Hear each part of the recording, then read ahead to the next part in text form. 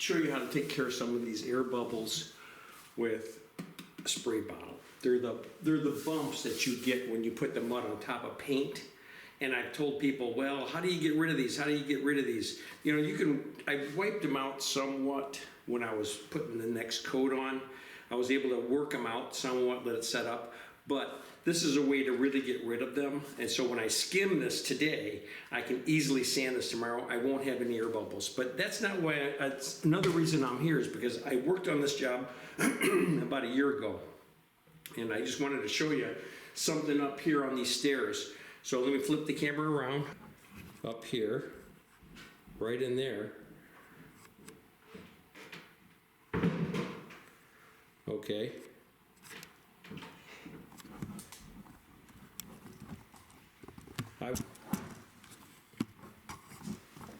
I will attach another video to this one right here, showing what I did up there. The wall was bowed out. I mean, it was bowed out this far. It was a plaster wall, and it's in the staircase. This house is well over 100 years old, and I was able to chisel it out. You can hear the alarm clock in the back room. I was able to chisel it out with a hammer and chisel, and then I had to cut but I'll attach that video to here to show you what I did here. No cracks, guys, I'm telling you. I mean, the wall is wavy because the plaster wall was wavy, and I didn't take out all of the waves in the plaster wall. All I did was repair this giant bulge hole that was in there. So let me get busy on this. I'm going to show you some pits in here real quick, and you have some bumps here too. So you have some bumping here, and you have this. And all I'm going to do is wet it.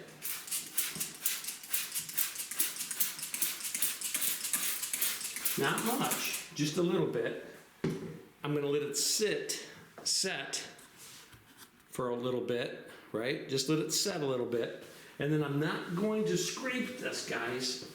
And I should say guys and gals, because there's a lot of women doing this now too. I'm not going to scrape this, because if I scrape it, I'm going to leave holes where that stuff is. But all I want to do is just kind of work it down.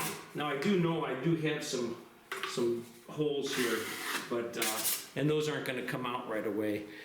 But what I'm going to do, okay, let me do this. See, can you see me yet?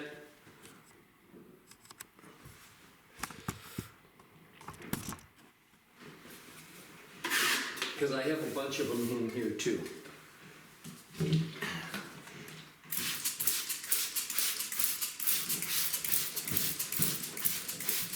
Matter of fact, I have quite a few around here because this is all plaster. This is all plaster, and we put this on there. So I just want to spray this down.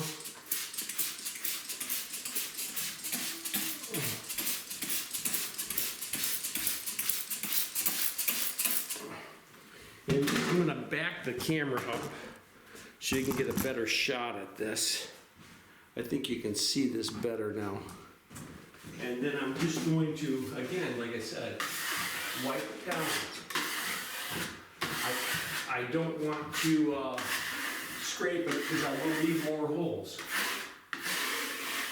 And this is almost like dusting it down too, so I don't have to come in here with a sander and sand this to put my skim coat on. I don't have to do that. But I will skim this all out today. And like I said, if you got a lot of those bubbles. Now, I do want to say this one thing too. If I could have sprayed this yesterday, if I coated this, right, and the bubbles came out, and then I had a whole bunch of other work to do, and I worked for a couple of more hours, 2-3 hours other places, and I came back and this wasn't completely dry, but you could see it was still wet a little bit. And I sprayed it then and I wiped it out. It'd be much better than it is spraying this down. But this is working, trust me. This is all ready to skim. Now, I can skim all this. I didn't have the problem with this blistering and bubbling because this is drywall. This is drywall, regular old drywall, so it didn't do it here. It only did it on the plaster surfaces. So there you have it, guys. A spray bottle to get rid of all of those bubbles that are popping out works very well. An old patch man taught me this, probably back, I don't know, probably back in the 70s. Could have been the 70s, it could have been the 80s. Actually, it could have been the 80s. He taught me this and showed me how to do this, and it does work. And that's all he did was patch. Just only thing he ever did. We worked for a big company, and he did patches. I was doing the production, knocking out the 300, 400, 500 sheet houses, and he was just doing the patching, but he showed me this. So you guys, great little trick. So I just wanted to show you on the other side of the wall here. If I can, I'll try to zoom in on this. So you see those cracks in there? It's because the mud was so heavy.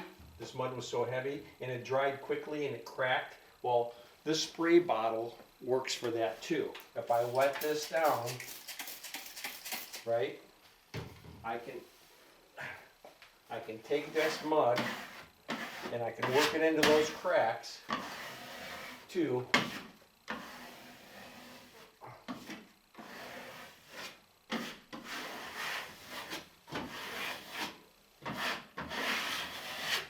And I can work it into these cracks as well, and make them not as severe.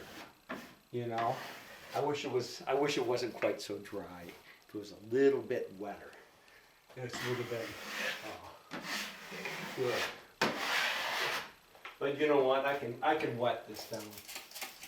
I have time. I have time today to do this and get these things out of here. But this also works. So I kind of like the spray bottle method too. I don't use it as often as I should. One reason because I didn't have a spray bottle, but now that I have one and I've got it working, I will use it a lot more than I have been. So you guys have a great day. Hey, if you really like the videos, subscribe. And if you really, really like the videos, please just share them with somebody else. All right? You guys have a great day.